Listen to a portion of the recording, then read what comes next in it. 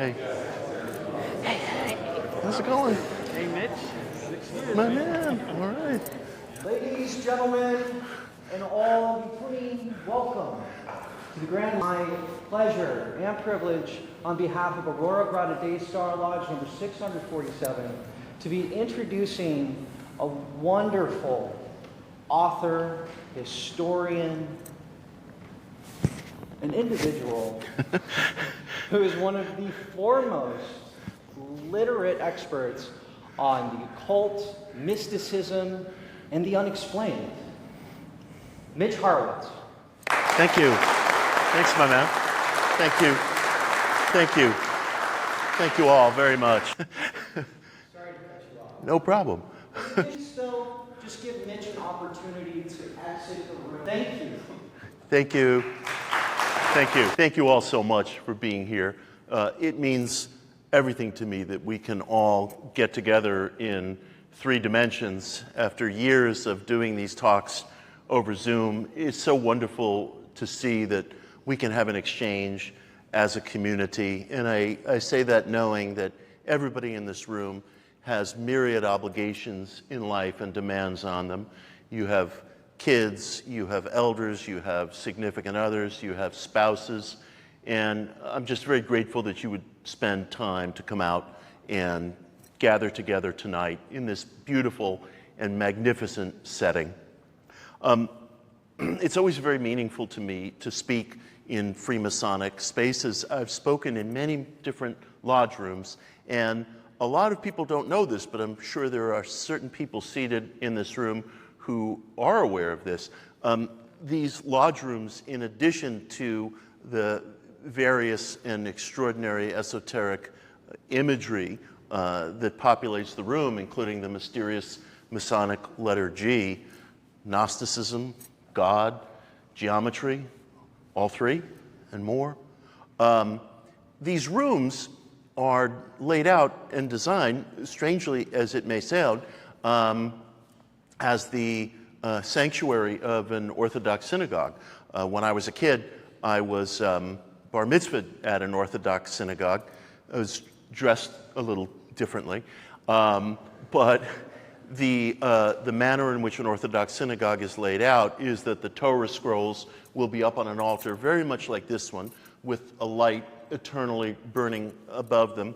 And when the Torah scrolls are removed, one of the 5 scrolls is brought to the center of the room where there is traditionally an altar. There is an altar at times in this center space, but there's not one there right now. And people will read from the Torah at the center of the room rather than up on an altar.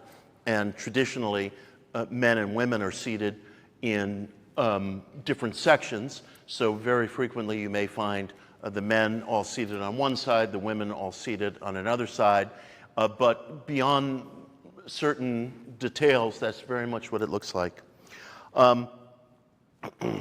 We're gathered tonight for a historical anniversary that is a tragic anniversary, and that is the absolute destruction and decimation of the Knights Templar on a Friday the 13th, like tonight, in the year 1307. It was a Friday the 13th in the month of October.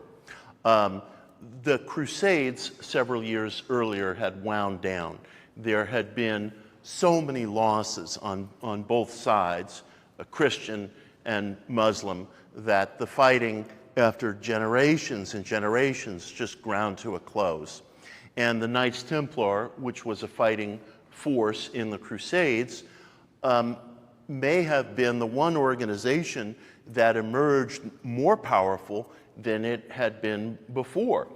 By that point in history, the French aristocracy was in debt to the Templars.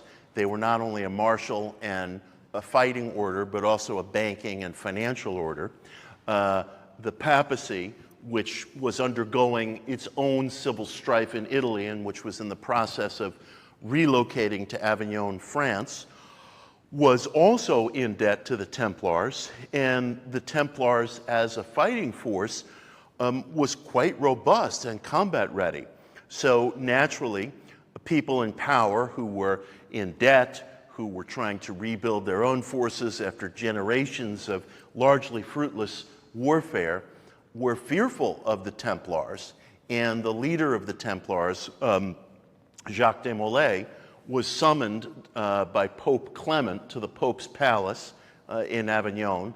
And if any of you have visited the Pope's palace in Avignon, you know it resembles nothing so much as an enormous military fortress. And de Molay, we're not quite sure, but it was either 1306 or 1307, was summoned to Avignon under the false pretext of discussing a new crusade. The idea being, this was so great before, let's just do it again. So he was lied to, and he was drawn to the Pope's palace. And he was, on the morning of Friday the 13th, October 13th, arrested and charged with a wide variety of heresies against the church. There were rumors and stories that during the course of the Crusades, the Templars had reverted to a kind of paganism, and that the Templars were, by varying accounts, worshiping a disembodied head, or by other accounts, worshiping a goat's head. And this goat's head was sometimes referred to as a Baphomet, which was probably a mangling of the old French word for Muhammad, the prophet of the opposing side. The old French word was Muhammad, and it probably got mangled into Baphomet, which many of us know from Eliphas Levi's famous drawing of the goat-headed androgynous figure with its arms stretched in opposing directions. Also inspiration for the magician card in the tarot deck. Now, another variation on this was that the Knights Templar were worshiping a goat's head, and that might have hearkened back to the ancient Egyptian ram god called Menejabet. And Menejabet was housed in the city of Mendes, a ceremonial city.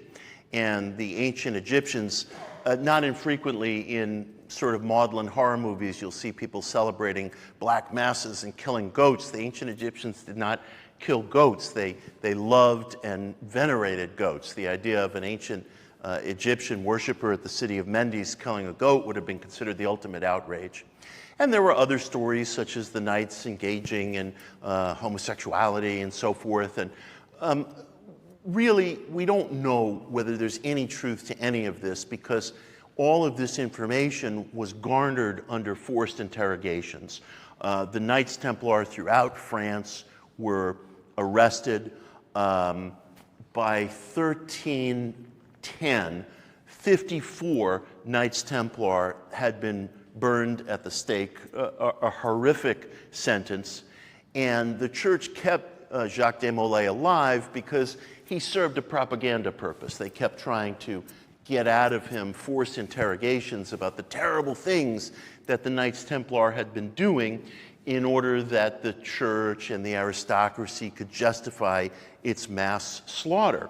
And de Molay made certain confessions under torture, and then later he withdrew his confessions. But eventually, by 1312, he too was burned at the stake, and the Templars were officially dissolved as a ecclesiastical and military order. And there were rumors and stories, as I'm sure many of you are aware, that some Templars escaped. There's a storyline that you'll find in various popular literature that they migrated to Scotland and they assisted the Scottish freedom fighter nationalist Robert the Bruce in a war against Britain, and then with the building of the Roslin Chapel in Scotland, some historians claim that you see Templar symbols spread throughout the chapel. I'm doubtful of those stories only because we really just don't have any evidence. And with the passage of centuries, there are certain symbols and signs that more or less start to enter into the bloodstream of decorative or religious design. And we have a very thin gauze of evidence that there was any survival of the Templars. And I think in general, the retention of religious or spiritual ideas when there's a absolutely bloody crackdown on a certain group. You can think of people who were accused of practicing witchcraft in the Middle Ages, and the tens of thousands of people, most of them innocent, although I don't think you should have to claim innocence for the practice of any form of spirituality or conjuring or occult practice. But the tens of thousands of people who were killed make it very difficult for there to be retentive practices, signs, symbols, especially when no mass media existed and anything that was passed along would have to be written down by hand and so on. So it's doubtful to me that the Templars left a legacy, and yet we do see legacies emanating out in a ripple from the tragic events of that time. And I think that one of the legacies that we see, and humanity seems to repeat this over and over, both on small scales and on massive scales, is ruling institutions projecting their own crimes or misgivings or hypocrisies onto groups that either are considered marginal or threatening or somehow can be subjugated. There seems to be this process of projection that repeats itself over and over, so that whatever a marginalized or feared or vulnerable group, I wouldn't exactly call the Knights vulnerable, but they certainly proved to be when they were faced with the overwhelming power judicially and militarily of the French aristocracy and the Vatican. Over and over, there is projected onto groups that are somewhat off to the margins of society these imagined traits that are dramatized and rendered in hyperbolic tones, and then there's this punishment directed against these groups.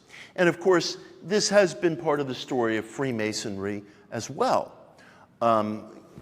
If you spend any time at all online or on any of the social media platforms, which obviously we all do, you know that reference to Masonry or the Illuminati or the Knights Templar or sometimes even the Rosicrucians, which I'll be getting to, but Masonry in particular, because it's a living, existing, tangible group, here we are, is the subject of a tremendous amount of vitriol and hatred and suspicion.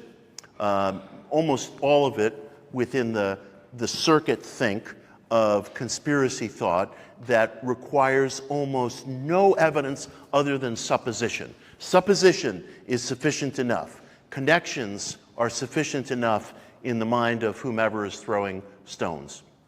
And in this country, a vast anti-Masonic movement arose in what was called the Burned Over District, this magnificently fertile, including religiously fertile, area of central New York State. We have here a denizen of the Burned Over District, Amelia Sheldon. You're our ambassador of the Burned Over District. And the Burned Over District, which is a snaking stretch of land bordered by the city of Albany in the east and Buffalo in the west, was, for the first two generations of the 19th century, ground zero for everything that was innovative and inventive in religion, not only in American life, but I would say in Western life in general. It was the birthplace of spiritualism. It was the birthplace of suffragism. It was the birthplace of Mormonism. It was the birthplace of Seventh-day Adventism. It was the birthplace of some of America's earliest experiments in utopianism or biblical communism, communal living. It produced so much. It also produced, in 1826, a wave of anti-Masonry. And the events are so fantastic and yet so dead to right factual that I am always moved to say that reality is infinitely more fascinating than anything conspiratorial ideas can come up with. And this is the actual reality. A disgruntled Mason living in the town of Batavia, William Morgan, was not being given the lodge credentials that he felt were owed to him. And he felt very dejected and angry, and he decided that he was going to write a tell-all book about Freemasonry. He was going to spill the Masonic secrets and rites and rituals to the public. The print shop where the plates of his book were housed was burned down in a suspicious fire, and Morgan himself later disappeared and was rumored to be murdered. Months later, a body washed up ashore one of the area lakes that was believed to be Morgan, but nobody is altogether sure what happened to him. But there was at that time a widespread belief that he was kidnapped by Masonic zealots and drowned or killed or made to vanish. His widow, Lucinda, soon married a man who was involved in the nascent Mormon faith. The Book of Mormon was published by a young Joseph Smith, not far outside of Batavia, New York, where these events transpired. And Lucinda and her new husband moved west with Smith and the Mormon movement. She later became one of Joseph Smith's many spiritual wives. And Smith himself was fascinated with Smith himself was fascinated with Freemasonry and believed that many of the rites and rituals in Freemasonry were recreations of some of the rites of the ancient Hebrew priests. And that notion figures in a very central way into Mormonism.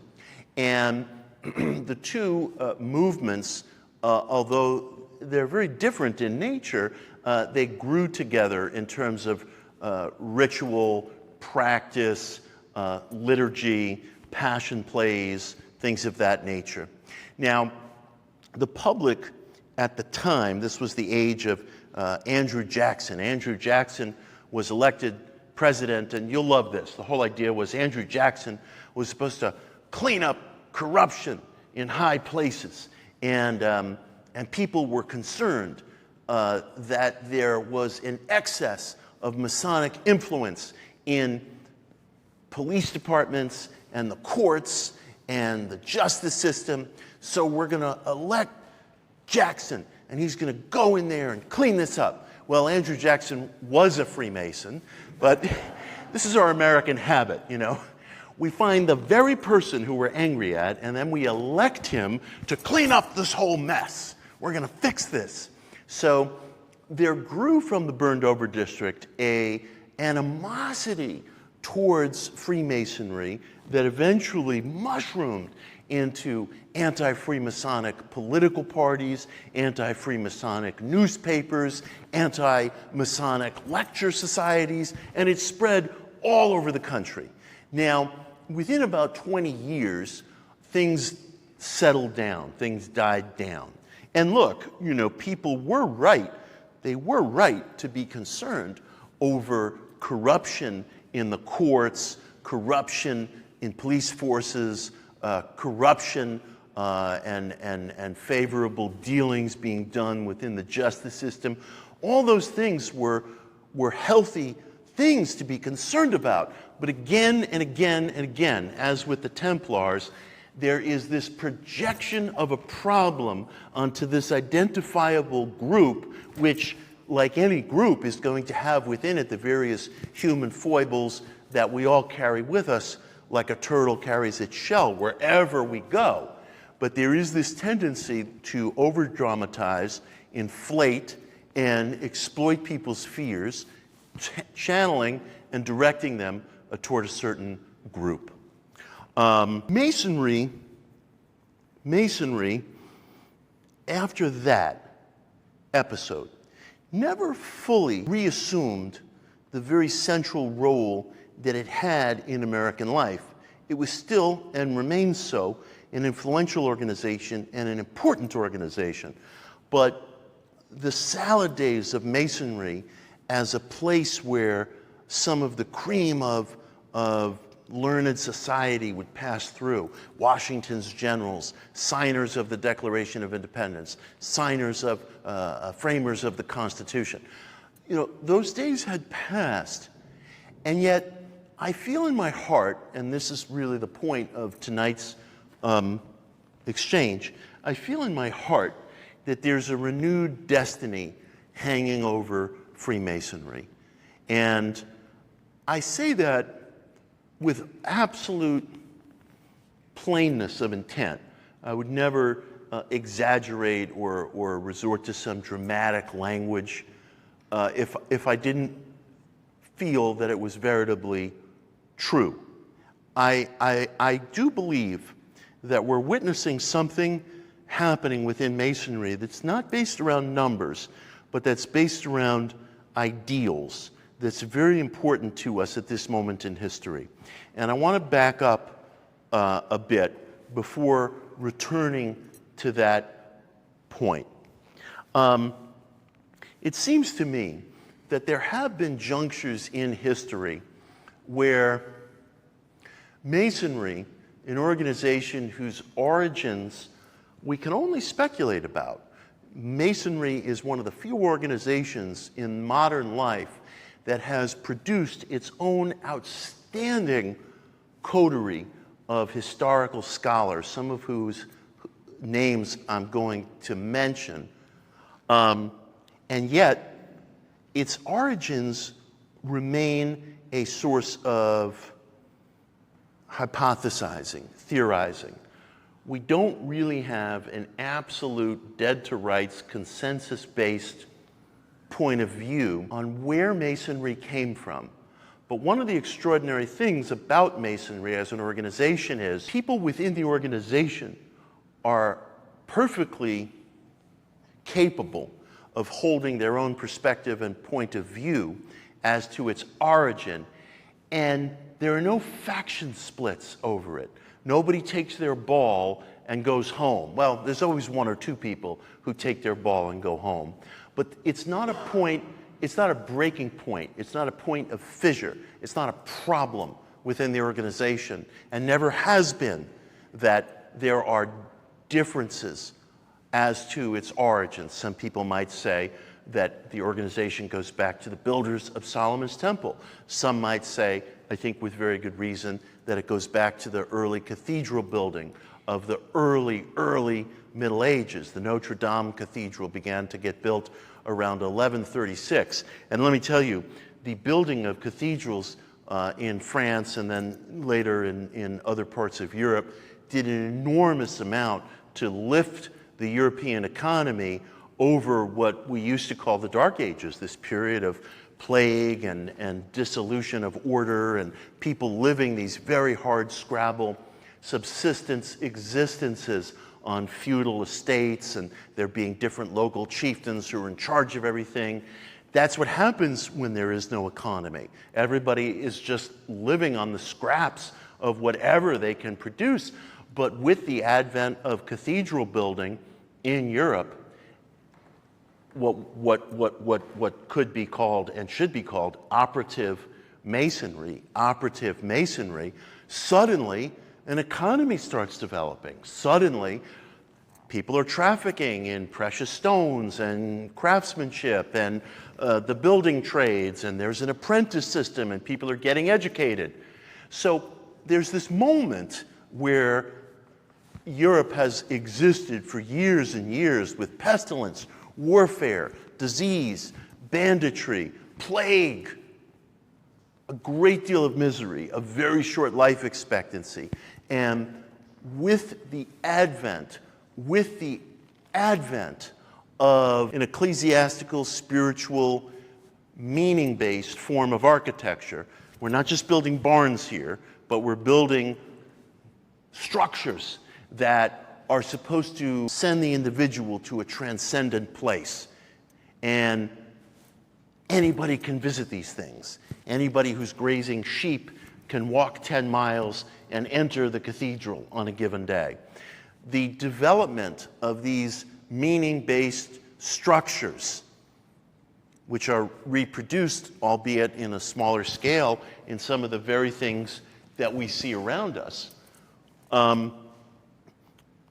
gave the Western world an economy when previously there really had just been a very grim, gruesome subsistence form of living for several centuries. I think it's very, very legitimate to trace the earliest forms of Freemasonry to that operative Masonry, because the builders themselves, they're using the trowel, they're using the square and compass, they're using the apron, they're using the things that are products of the building trade, but they're building edifices that are, I would say without question, probably the most ambitious building projects since probably the dawn of the pyramids in terms of sheer size and sheer majesty. Of course, you'd find magnificent building projects in Persia, in the Hellenic nations, Rome, Greece, some truly magnificent. But the scale and the spread and the enlistment of the whole society, in a sense, into the economy and artistry of these structures, it was a turning point. It was a turning point for the human story in the Western world, at least. And I do believe that you can see the nascence of Freemasonry at that point. And it seems to me that Masonry has a way of kind of bobbing and weaving, undulating under and then above ground at times of crisis. Now, you'll have to forgive me because I'm going to speak in some real historic leaps. I mean, it's of necessity given the need to economize our time tonight. Within about 150 years of the building of the cathedrals, you start to see in the Western world a fanning out of culture and a definition of culture that gets broader and broader. And this is what we would call the Renaissance, or French for rebirth. Ideas begin to get rediscovered from humanity's ancient past, humanity's pre-Abrahamic past. The Abrahamic religions, Judaism, Christianity, Islam, at that point really blanketed the Western world. The East had its traditions of Vedism, Confucianism, animism, Shinto, Buddhism, Hinduism, so forth. But in terms of the Western world, Christianity, Islam, and to a lesser extent Judaism were pretty much blanketing the population of the world. And yet during the Renaissance, an incredible thing starts to happen, which is the fitful, gradual rediscovery of surviving writings from our pre-Abrahamic past. Writings that were produced in North Africa, in Persia, in the Mediterranean, in the Greek and Roman empires, and of course, above all, the Egyptian Empire. And writings that are later referred to as Hermeticism begin to spread throughout the Renaissance. These were works that were written on cloth or papyrus scrolls that are attributed to the Greco-Egyptian man god of Hermes Trismegistus, thrice greatest Hermes. This was a term of honor that Greek scribes in the city of Alexandria gave to Egypt's god of writing, Thoth, who they saw not only as the progenitor of their own Hermes, later Mercury, but as 3 times as great as Hermes. And in the royal courts of Florence in the 1460s, these Hermetic manuscripts, which are written in Greek by Greco-Egyptians, by Philo-Egyptians, by descendants of Ptolemy, descendants of Cleopatra, people who came in as a conquering army, but who culturally, in a certain sense, were conquered themselves by Egyptian culture. And Greek scribes began to write down ancient Egyptian ideas in an expository language that we modern Westerners can get our arms around, can understand. Just a little side note I want to mention. These Hermetic manuscripts, which were referred to as the Corpus Hermeticum and came to number about 17 pamphlet-sized works that were originally written in Greek and then got translated into Latin. They are the closest timeline that we have to the thought of ancient Egypt written in an expository language. We have other treasures from ancient Egypt, more often in the form of symbol, building, tracts that give us ideas of rituals. Of course, hieroglyphs as well. We in the West were unable to even decode hieroglyphs until about 1799, 1800. Can you imagine? It's really not that long ago. Now, these Hermetic manuscripts that I'm talking about, in which Egyptian ideas were codified into Greek, translated into Latin, the originals are lost. And it's such a tragedy. If you want to write a thriller like Dan Brown, make it about somebody finding the original Hermetic manuscripts. And this just goes to show how still impoverished we really are to understanding our own ancient past. We couldn't understand hieroglyphs, we in the West, until about 1800. Napoleon was kind enough to invade Egypt and found the Rosetta Stone, and because that was a tripartite linguistic document, we were able to finally read hieroglyphs. And we don't even have the originals of these Hermetic manuscripts, which in a certain sense ignited the intellectual search of the Renaissance. We're so impoverished with regard to our past. That's why I always feel like we have to tread very carefully when we're saying, like, well, you know, Rosslyn Chapel was built by the Knights Templar, and, you know, Solomon's builders did this. I mean, we have no idea. These are some of the most important pillars of our understanding of our own ancient past, and we don't even have the damn originals. They got burned, they got lost, they got sold at a garage sale. You know, none of us have any idea.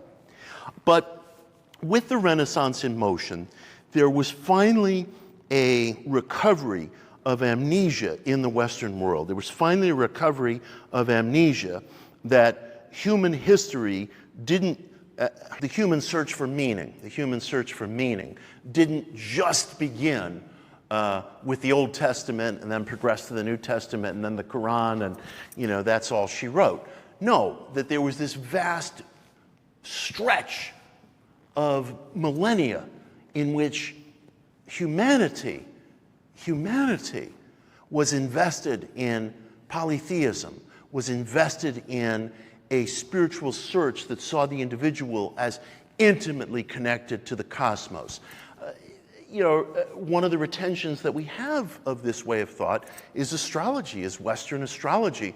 Western astrology began in ancient Mesopotamia, where we have the first writings that connect human character, human events, the human situation to different constellations, and the thread has gotten broken, and yet you would recognize some of the astrological symbols and ideas from ancient Mesopotamia. Mars being a god of conflict, Aries being a symbol of spring and birth and renewal, Venus, it wouldn't have been, the name wouldn't have been such at that point, being a symbol of beauty and sexuality. These symbols are things that although they have changed terms, the thread has been broken, there have been rearrangements, there's a basic astrological language that has survived. It's incredible, to me at least, that modern people almost everywhere in the world, east, west, where there are different astrological systems, but nonetheless, within the framework of those systems, every modern person, and I'm certain everyone in this room, could name his or her sun sign, what constellation the sun was in at the time of your first breath, and tell you something about its traits. It does connect us, however distantly,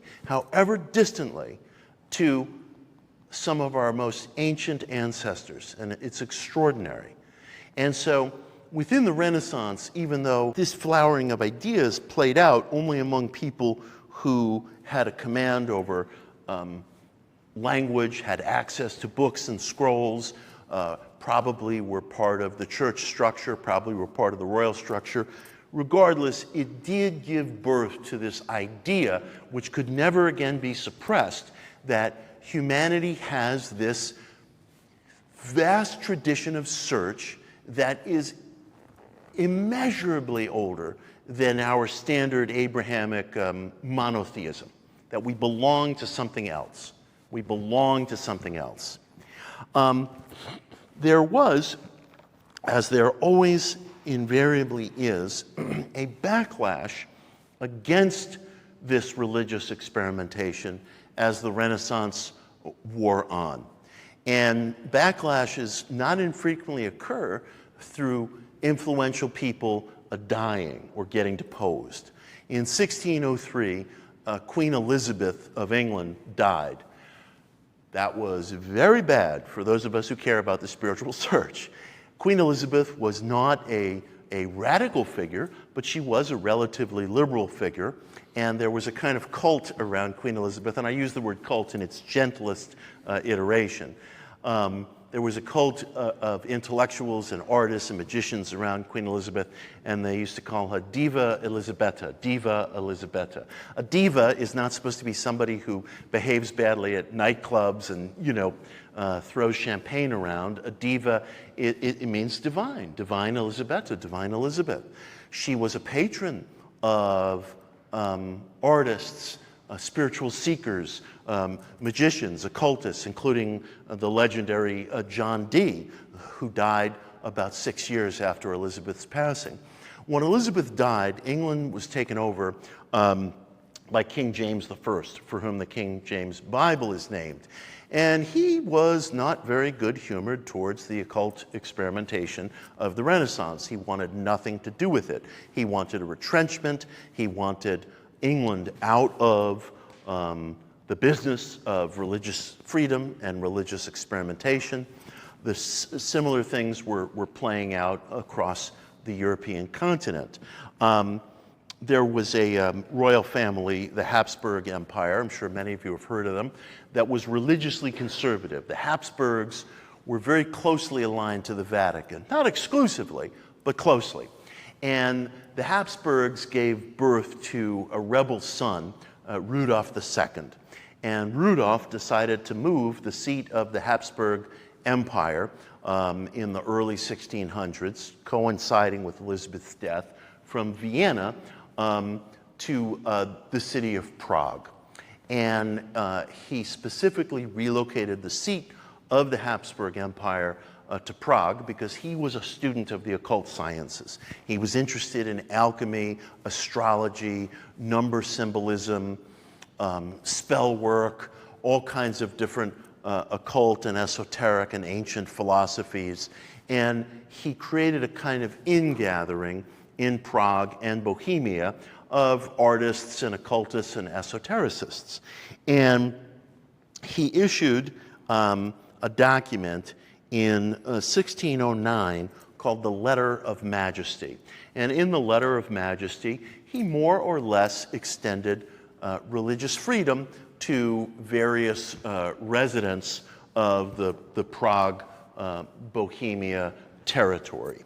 And as a result of the Letter of Majesty and other upcroppings from the late Renaissance, the area of Central Europe that's bordered by the Rhine Valley in the west and Prague and Bohemia in the east, a German-speaking area, became, for a time, almost the equivalent of what I was describing about the burned-over district a little before.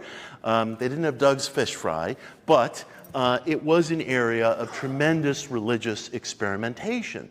And as such, all these different works and ideas that were influenced by Hermeticism, influenced by the rediscovery of our ancient spiritual past, were trafficking throughout Central Europe.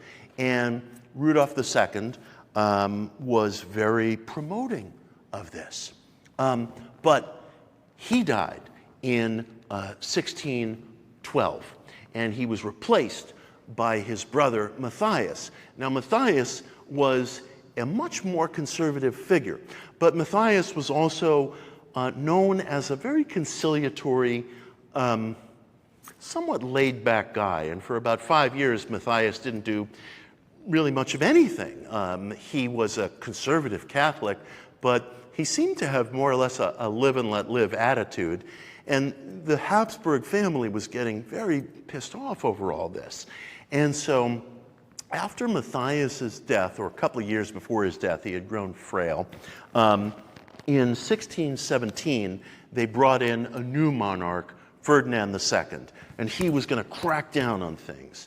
And Ferdinand immediately rescinded the Letter of Majesty, and Protestants in Bohemia, Prague, Central Europe were extremely unhappy because they had tasted religious freedom for about 5-6 years, and this freedom, this absence of harassment was grasped away from them. And there was kind of a summit meeting between some of Ferdinand's advisors and some Protestant rebels who were very unhappy with these events.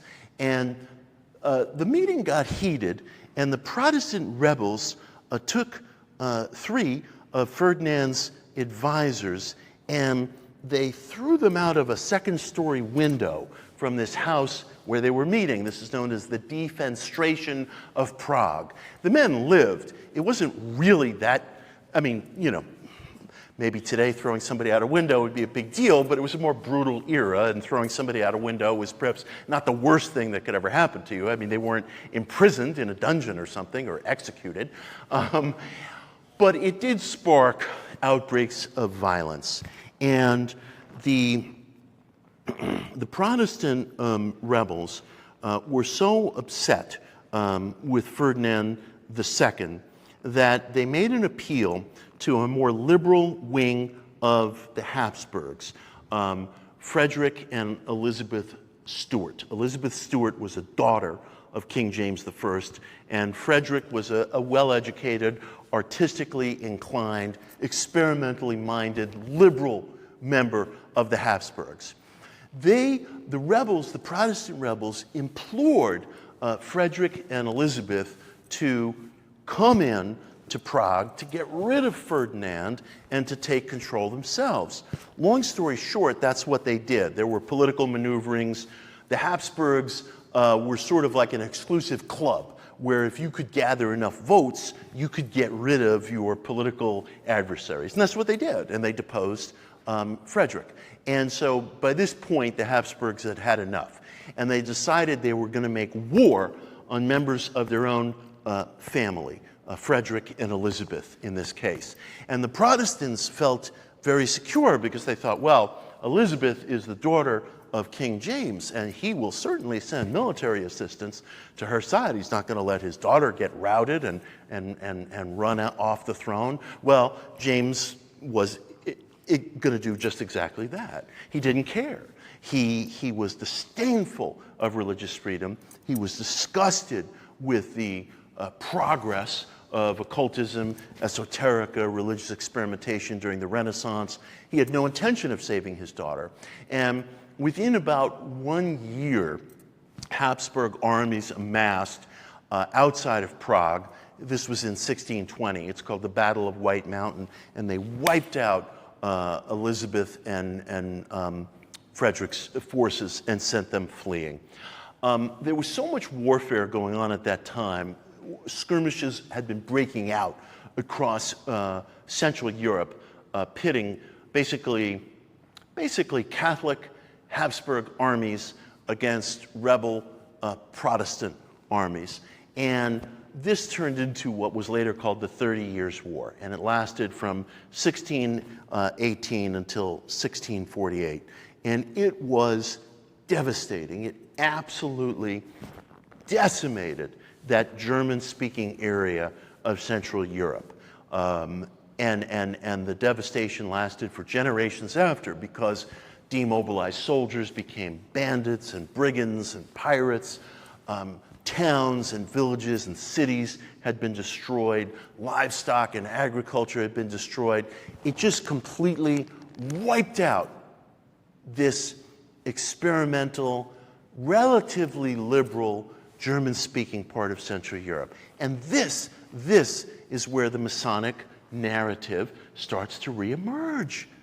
You start to see hints in literature of people being inducted into Masonic lodges. There's a Scottish poem written in 1638 called Mirthful Mornings, or The Muses' Threnody, The Muses' Threnody. It's a long epic poem singing an elegy to a local Scotsman who was beloved. And there's a line from this poem which I want to quote to you exactly. And when you hear it, you won't forget it. These are 3 lines that occur in this epic poem. This is history. For we be brethren of the rosy cross. We have the Mason word and second sight. Things for to come, we can foretell aright. We be brethren of the rosy cross. We have the Mason word and second sight. Now, in the original manuscript, Mason word is underlined. It's emphasized. It's meaningful. Now, concurrent with the destruction of religious freedom, or relative religious freedom, in this part of Central Europe, a movement starts to arise called the Rosicrucians. In 1614, in an area that we today would consider modern Germany, a manuscript written in German appears called the Fama Fraternitatis, the Fama Fraternitatis, the fame of our fraternity, our famous fraternity. And the Fama Fraternitatis alleges to be a manifesto heralding the existence of a secret society that believes in the basic equality of all individuals, that believes in radical ecumenism. In other words, you're free to practice whatever faith you wish, that believes in a social polity, in creating hospitals and colleges and programs to aid the poor and programs of universal education. And this blows people's minds. You know, nobody knows who this secret organization is. Who are these people? And people want to join it, but they don't know where to petition. They don't know what to do. And then, in the next year, 1614, another manuscript appears in central Germany, this one written in Latin, called the Confessio Fraternitatis, the Confessions of Our Fraternity. And this manuscript tells a story that this secret brotherhood, this secret fraternity, was born in the Middle East, and that there was a great pilgrim named Christian Rosenkreuz. And Christian Rosenkreuz lived to be 106 years old, and he traveled through the nations of Persia and the Middle East and North Africa, learning ancient religious secrets, and that he encrypted these secrets into a vault, into a chamber in which he was buried. Almost like you see this vault door over here in a certain sense. And Christian Rosenkreuz was entombed in this vault, and he left instructions for some of his brothers to find the vault at a time when it was needed. And so some of the brothers found the vault, and according to the manuscript, they opened it up, and there was this blinding light that came from it. Even though there was no source of light anywhere to be detected within the vault, it was the light of the inner search. It was an alchemical light of the inner search. And they entered the vault, or the tomb, of Christian Rosenkreuz, and they found all these esoteric symbols and ideas that took shape in the form of these manuscripts that I'm referencing. And the following year, there was the third and final manuscript. This one also returned to being written in German, called The Chemical Romance of Christian Rosenkreuz. The Chemical Romance of Christian Rosenkreuz. And it was an allegorical story of a young pilgrim being called to a palace to assist in a royal wedding. But the royal wedding was a joining of the masculine and feminine form. Yes, of course, it was a king and a queen, but these were metaphors. These were metaphors for the alchemical joining of male and female. And the idea being that this was the divine hermaphrodite. This was an extra human being that had all the traits of masculinity and femininity. And the idea was that the perfected being wouldn't be defined by any particular term or idea or affiliation. And these manuscripts were the source of tremendous controversy and interest. Again, educated people everywhere, they wanted to join. Who is this hidden brotherhood? They didn't know where to find it. There were symbols and there were hints in it. They used symbols from the work of John Dee. Some people thought maybe this group is a group of disgruntled followers of John Dee, who was deposed and died in exile in poverty after the death of his patron, Queen Elizabeth. Others thought, oh, maybe it's a group of radical Lutherans. There was a grouping called Pietists. They were radical, mystical Lutherans who were being oppressed, newly oppressed in Bohemia. And others, of course, believed that, no, this is an actual brotherhood. This is an actual hidden fraternity. But nobody could find any lodges or minutes or membership rolls or anything of that nature. And yet, you start to see the onward march of subtle references to Freemasonry. In 1646, a British antiquarian named Elias Ashmole, who was an occultist and an esotericist, he recorded in his journals, specifically and explicitly, being inducted along with several friends into a Freemasonic lodge. And this is very, very valuable because stuff gets destroyed. You know, as I was saying, the early Hermetic manuscripts, we've lost them. They get destroyed. So to have a piece of handwritten evidence of somebody saying in 1646 that he was inducted with some friends who he names into a Freemasonic lodge is extremely valuable. Right around the same time, just a couple of years before, there's another Englishman named Robert Moray, who also leaves in his papers and in his manuscripts specific recollection of being inducted into a Freemasonic lodge. And believe it or not, lodge minutes still exist where Moray signed his name onto a meeting ledger with the symbol of a pentagram. And Moray was very important. He later became one of the founders of the Royal Society, which was the Enlightenment Society of Arts and Culture, still exists to this day. And so you begin to pick up these very, very definite references that people are making to Freemasonry, to Rosicrucianism, and in the papers of Elias Ashmole, you find documents in which he writes out a petition to join the Rosicrucians. He doesn't know where to send it, but he also makes the effort of writing by hand, copying by hand the first two of the Rosicrucian manuscripts. And it isn't until more than a generation later, in 1717, that the Grand Lodge of England, the Freemasonic Grand Lodge of England, emerges above ground for the first time. You have all these underground references. You have these literary references. You have just a few memoranda of lodge meetings and minutes, notes of induction. And then the Grand Lodge emerges above ground for the first time in 1717. And there is almost an immediate backlash. The Vatican issues a papal bull against Freemasonry, and a papal bull, as some of you may be aware, is the highest level of church legal document that can be issued. It's issued directly from the pen of the Pope, and it's considered infallible.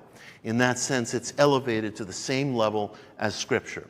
And you might ask yourself, why would it be so important, of all the things that are going on across the world at every moment of life, for the papacy to issue a papal bull, an irrevocable, infallible document condemning Freemasonry?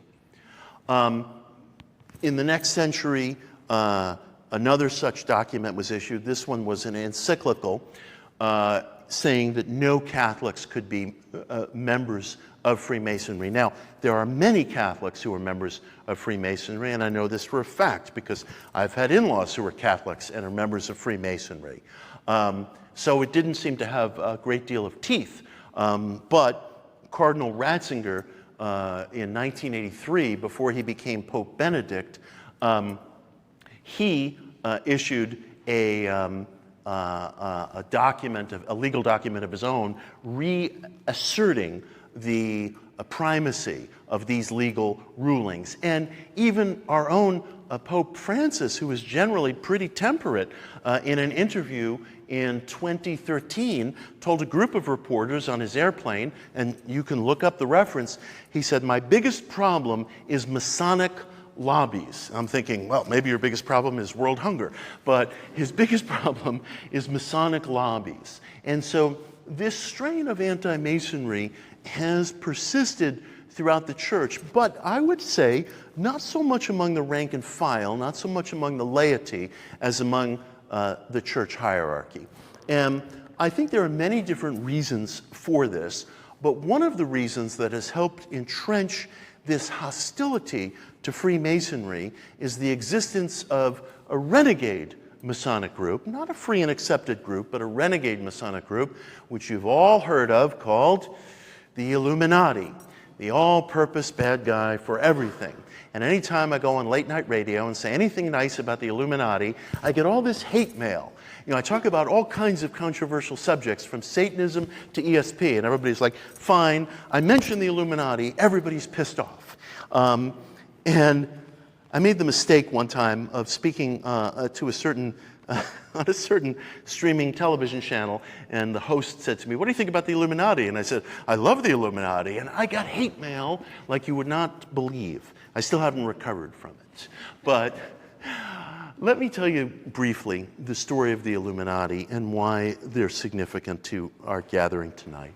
The Illuminati were formed on May 1st, 1776, in Bavaria by a lawyer and philosopher named Adam Weishaupt. Now let me say the following. For a secret society, the Illuminati did a wonderful job of minute and record keeping. We have rosters of members and meeting places, and this is why the Bavarian aristocracy was able to crack down on them. Nobody hadn't, apparently told them, fellas, don't write this stuff down. They wrote everything down. They were very fine record keepers. Good for history, not so good for surviving if the aristocracy wants your head. The fact is, even with the founding, the above-ground establishment of Freemasonry, and even with some measures towards religious freedom that had been affected in the old world, there was slow progress. And Weishaupt and his colleagues, who included the philosopher Goethe, and may have included the composer Mozart, who belonged to some lodges, Freemasonic lodges, that were considered shot through with Illuminati members. Weishaupt and his colleagues were very unhappy with what they felt was the really slow, plodding nature of progress in the direction of religious freedom, separation of church and state, separation of privilege from bloodline, and removing aristocratic and Vatican influences from the judicial system. Things that we would consider basic good civics that could cost you your head in Bavaria in 1776.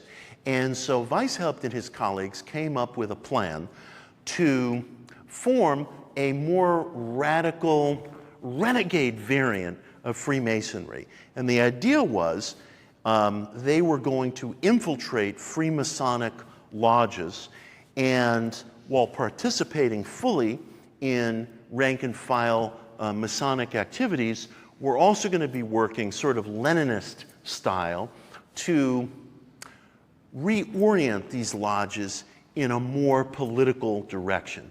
They were explicitly interested in putting their members into positions of power and influence where, as they saw it, they could pursue liberal, classically liberal political ideas. Again, ecumenism, separation of church and state, the kinds of stuff that Thomas Jefferson and Franklin and others were calling for in the New World, to which we're going to get in just a moment. And so, the progress that they made among artists and intellectuals was considerable, but they attracted the immediate ire, anger, suspicion, and eventually oppression of the aristocratic regime. A series of 4 laws got passed very soon after the founding of the Illuminati. The first law banned all societies that were not approved by the aristocracy. The second law specifically outlawed the Illuminati. The third law authorized seizure of property and banishment for members of the Illuminati. And the fifth and final law sentenced members of the Illuminati to death. Now, we don't have any records of anybody actually being put to death under that law, but there were a good many banishings in which people's property, homes were seized, and they were either imprisoned or they were forced out of Bavaria. I have to say this very plainly and very clearly. After this final law of 1790, there is no record whatsoever of the existence of an organization called the Illuminati. There is nothing but conspiratorial supposition about the Illuminati fomenting the French Revolution, fomenting the Russian Revolution, fomenting the American Revolution, denying you your health benefits today. Blame that on Etna. Don't blame the Illuminati, which were basically a group of occult-themed classical liberals who hoped to use a renegade form of Freemasonry to infuse liberal principles into a very slow-moving society. It's super, super easy when we use these terms to forget the human beings that were caught up in this pathos. And I want to read briefly from a letter that an imprisoned member of the Illuminati sent to the founder, Adam Weishaupt. This was a man named Ferdinand von Megenhofen. He wrote this letter on November 29th, 1785. He had his property, his title, his family stripped from him, and he had been imprisoned in a monastery for his activities. He wrote the following to Weishaupt. I'm just quoting a small passage of it. My teacher, my friend, here am I sitting in this lonely cell, my dear friend, to which superstition and fanaticism have condemned me, and my first thought is for you. Could you, my teacher, ever have supposed a few years ago, when we were rejoicing among ourselves at the progress made in our institute and at the tremendous advances which our country was making in enlightenment and culture, could you ever have believed that the reward for our labors would be for you banishment to a foreign country with your wife and children, and for me imprisonment in a monastery by way of punishment, because we attempted to enlighten our fellow countrymen and to dam the strongly flowing stream of spiritual despotism. Now, von Magenhofen was released about 5 years later, and shortly after he was released, he drowned. The boat that he was in on a lake overturned, he drowned, his body was not found for a while. A priest was kind enough to tell his family, well, because he was a member of the Illuminati, his body immediately immaterialized and went to hell. Later, great comfort. Later, they found von Magenhofen's immaterialized body, which had washed ashore. But I read that brief passage just because it's important to remember not only the human pathos of the situation, but of course, today, everybody's on social media blathering, mostly anonymously, about this position or that position, and nobody has any skin in the game. Nobody has any skin in the game. Here were people who really did sacrifice their lives and their safety and their well-being for the things that they believed in. And so when I say I love the Illuminati, I'm comfortable standing on those words. Letter writers, angry emailers be damned. As all of this was playing out in Europe, of course you heard mention of the year 1776. May 1776 marked the founding of the Illuminati. July 4th, 1776 marked the founding of the Continental Congress and the signing of the Declaration of Independence. And as it happens, there were many founders in the United States, in the American colonies, what were still the American colonies, who were Freemasons. This included George Washington, Benjamin Franklin, John Hancock, Paul Revere, an outsized number of Washington's generals, an outsized number of the signers of the Declaration, an outsized number of the framers of the Constitution.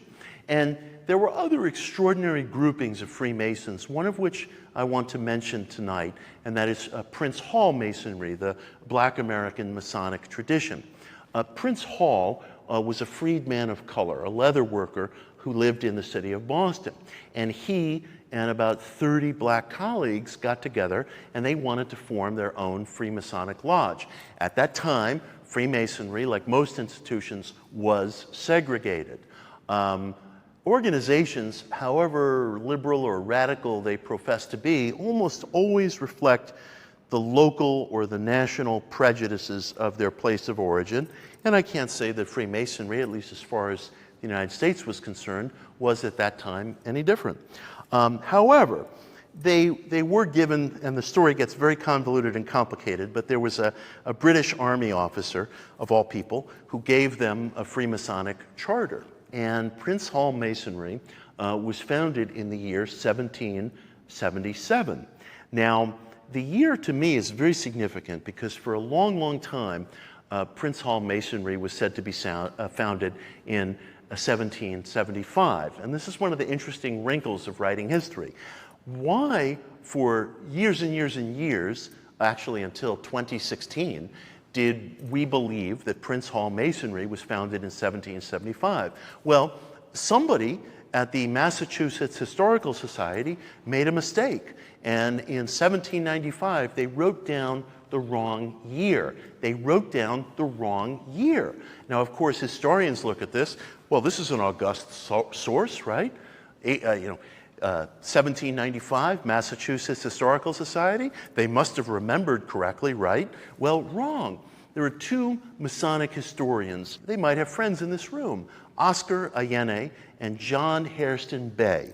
Oscar and John are brilliant historians who in 2016 wrote a monograph called Landmarks of Our Fathers. And they proved, dead to rights, that Prince Hall was founded 2 years later than we think it was. You wouldn't think we'd get the date of the Revolutionary War wrong. You wouldn't think that we'd get, just some epochal piece of history wrong, but it does happen. It does happen, which is why sources need to be checked and rechecked. And these two Masonic scholars, themselves Freemasons, did the yeoman's work of checking the sources and realized that Prince Hall Masonry started in 1777. Now, dig this. Prince Hall, who was the Grand Master of the Lodge, which was at that time called African Lodge No. 1. It was only later that it was renamed in his honor, Prince Hall Masonry. He affixed his signature to two petitions against slavery in the American colonies. One of them in 1776 and another in 1778. And at that time, in the American colonies, the movement that later was called abolitionism hadn't really fully formed into being. Now, I want to say this very, very carefully. The first black-led abolitionist movement in the American colonies was Freemasonic in nature. That is a historical fact. Now, I'm not saying that abolition itself strictly came from Freemasonry. There were different sources. There was the Enlightenment thought of figures like John Locke, who, by the way, didn't think that Catholics or atheists should be allowed to vote. But, we all have our bad days. And there was the Enlightenment thought of figures like Locke, Voltaire, Rousseau. And then there was the moral imperative that grew out of religions like Quakerism. But it's very, very important to recognize that the first black-led abolitionist movement in this nation was Freemasonic in nature. Why don't kids learn this stuff? Somebody might actually want to go to history class for a change. And I think that this is important because the sense that there exists a basic equality of the human condition in America. Yes, of course, we fail at it, we get it wrong, there are many switchbacks. It must be understood that this had to grow out of an experience. Farmers were not sitting around at night by candlelight or gas lamp reading Rousseau or Locke or even Thomas Paine. There was something about the hands-on embodiment of these values within Masonry as a living organization that I think helped interject them into the blood flow and the groundwater of the nation. It is a very meaningful thing that figures like Washington and Franklin, for example, were lifelong Freemasons, and many whose names, of course, we don't remember. Because at that time, this nation was such a rural place. It was a very agricultural place, and it remained so up until the 20th century. The primary institutions were church, maybe a public house somewhere, maybe a Grange Hall, your farm, or your trade, or whatever your business was. There were very few hospitals, there were very few universities, there were no libraries at that time. So the ideals that you imbibed really came through whatever grouping or community or congregation that you belonged to. And to declare yourself a member of an esoteric society in so rural a nation, so agricultural a nation, where there weren't all the institutions that we know today. There was no such thing as academia. There were no teaching hospitals. Yeah, sure, there were churches. There was a tiny little cathedral that we have over on Elizabeth Street downtown, but there wasn't much beyond farm life, family, and congregation. And for somebody to take the step of joining an organization that used occult and esoteric symbolism as a code for ethical development, and to join an organization that required equal treatment of all the members within the group, democratic election of officers within the group, ecumenism and the honoring of different faiths. This was a tremendously radical step, when you think about the letter that I just read from von Megenhofen from Bavaria, who was stripped of his entire existence for endorsing those very things, stripped of his entire existence. And I've mentioned to you some of the undulating fortunes of Masonry in this country, the advent of an anti-Masonic movement. Obviously, every mutual aid society, every organization in American life today, other than Twitter, seems to have a crisis of membership. That's true across this whole nation. We're no longer a nation of joiners. When I was a little kid, my father belonged to the Knights of Pythias, an organization that at one time had a million members, that today worldwide has maybe between 40 and 50,000 members, maybe. My father never went to the meetings. The newsletters would always come to the house, and I said to him, Dad, why are you a member of the Knights of Pythias if you never attend the meetings? And he said, so I have some place to be buried, because they have burial benefits. And yet these things are very, very important in American life. But the 4-H club, the JCs, the Rotary, the Lions, Masonry, Knights of Columbus, Knights of Pythias, you name it, mutual aid societies have fallen in hard times. And this is not new news. This has been true for at least a generation. And yet, I said earlier that I feel that there's a destiny hanging over Freemasonry today. And I feel that with all my heart for the following reason. There are, and I think we all know this, there are influences felt in our society, in every society, that can't be directly correlated with membership numbers, that have to be correlated with fineness of ideas. And one of the reasons why it's always moving and meaningful for me to speak at Masonic lodges is that Masonry, right now, in the 21st century, presents a form of communication, a form of civics, a form of search that is the closest thing that I can find anywhere across the modern landscape that is an opposing polarity to the hate, the sarcasm, the cynicism, the rhetorical questions, the sneering language that populates social media. And I think that a very, very small number of us can, I believe, I have no hope for humanity as a collective whole. Why would there be hope for humanity as a collective whole? But it seems to me there have always been pockets of individuals, whatever you call them Rosicrucians, call them Illuminati, call them Freemasons, whatever term or word is pertinent to a certain era.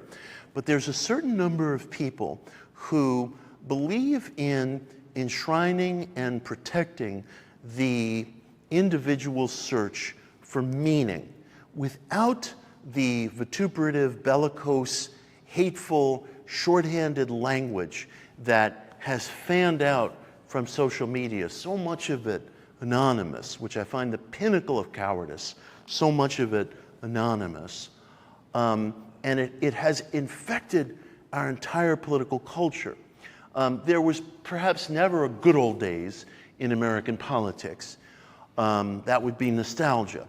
But I certainly remember as a kid, as I'm sure some of you in this room remember, there wasn't this bellicosity, there wasn't this suspicion, there wasn't this absolutist paranoia, there wasn't this either-or thinking that infected every discussion, every gathering, every civic act.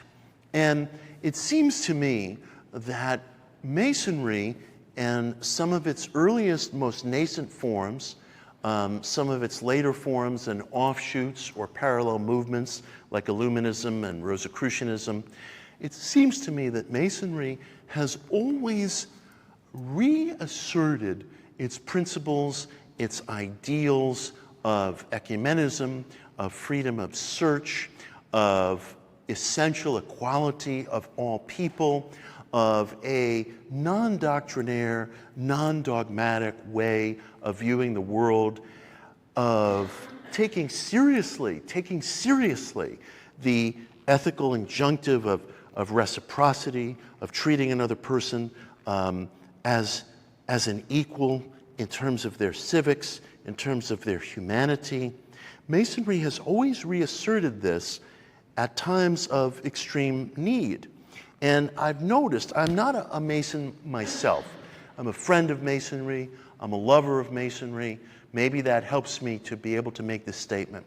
But I've had the very great privilege of speaking at Masonic lodges all across the country. New England, here in New York, Deep South, West Coast, Southwest. And I've noticed, as I'm sure some of you have noticed, that there is an upcropping of renewed esoteric study within Freemasonry. Yes, it has social functions. Yes, it has civic functions. Yes, it has charitable functions. And there are lodges where those things are dominant, but there are plenty of lodges where you will find a hallowed honoring of the search and an interest in having programs and evenings like this one. And I have to say this, I haven't seen an exception to it, so I'm just going to say it. All the Masons that I have met at these lodges who are interested in the search, interested in esoteric study, I cannot be plain enough about the solidity and the quality and the neighborliness and the common decency of the individuals that I've encountered. I don't think that's accidental. I think Masonry attracts people who may harbor those traits and then builds those traits within them. And it's not only men. There is a co-Freemasonic tradition, and that's been true actually in this country. Get a load of this. The co-Freemasonic tradition began in Mississippi, the state of Mississippi. There's also a co-Freemasonic tradition in Europe, and there is also the Order of the Eastern Star, which is a women's Masonic organization. I've spoken at a co-Freemasonic lodge in Pasadena, which has a wonderful esoteric convention every couple of years. So I think that Masonry has become an ingathering, at least at the lodges where there's definite interest in esoteric and spiritual study, for people who already have a kind of fine sensitivity about them, and the practices, the symbols, the passion plays, the civic rules that they encounter within Masonry build those traits. The past is always a guide to the present because human nature never changes. And I think one thing that we can count on, one thing that we can stand firm upon is that Masonry, at times of crisis, has been there to reintroduce this golden thread of refinement that the search brings into public life. And I have every confidence as I stand here that Masonry is once again, at this time of crisis in our civic life, reintroducing that golden thread. And maybe that's another meaning that we can ascribe to the G. And I thank you all so much for being here tonight. It's been such a pleasure to exchange with you. Thank you very much. Thank you. Thank you. Thank you. Thank you. Thank you. Thank you. Thank you. Do we have some time for exchange, Q&A, before I go running out there? Yeah, I'd love to have exchange. Any questions, comments, anything that's on anybody's mind? Please. Julian, member of Mariners Lodge. Great artist. What? It's entirely possible. It was a British figure, somewhat a renegade Mason himself, who extended the charter to Prince Hall. But we need renegade figures. We just don't know. You know, it may have been a simple mistake in transcription. I've been appalled at going to what I think of as primary sources, and this is true because it's old, and I find somebody just made a mistake. What's that? I'll work over drinks. You know, we'll devise one. Yeah. Yes. I beg your pardon? I don't know. Yeah. The Second Great Awakening. Yeah.